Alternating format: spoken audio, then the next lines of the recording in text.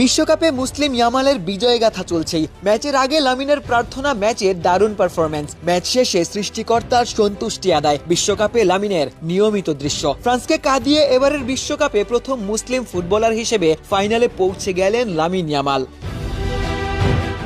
লামিনের lifestyle নিয়ে অনেকের প্রশ্ন রয়েছে, তবে তিনি ইসলাম ধর্মের অনুসারী। ক্যামেরার লেন্সের সামনেও মুসলিম অ্যাক্টিভিটি প্রদর্শন করেন। সৃষ্টিকর্তার প্রতি সিজদাও দিতে দেখা যায় স্প্যানিশ এই তারকাকে।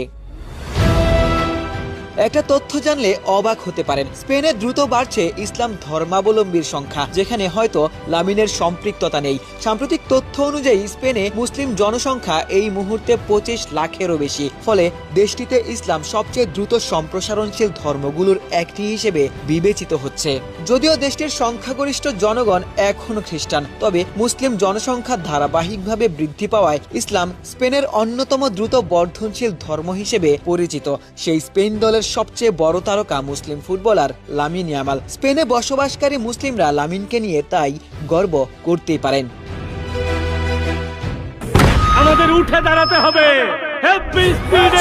সকল অন্যায়ের বিরুদ্ধে রুখে দাঁড়ানোর এনার্জি পার্টনার। এবারের বিশ্বকাপে 13টি মুসলিম দেশ অংশ নিয়েছিল। একে একে প্রতিটি দেশ বিদায় নিয়েছে। মুসলিম দেশ না থাকলেও লামিন মুসলিম হিসেবে পুরো জাতিকেই প্রতিনিধিত্ব করছেন। মনের অজান্তেই কি স্পেনের তরুণদের মাঝেও লামিন ইসলামের বার্তা দিচ্ছেন? কিংবা প্রশ্নটা চাইলে ঘুরিয়েও করতে পারেন, লামিনের সিজদা কিংবা মোনাজাত দেখে ভিন্ন ধর্মের স্প্যানিশ তরুণরা একটুও কি প্রভাবিত হচ্ছেন? আশিক সারোয়ার, নিউজ 24।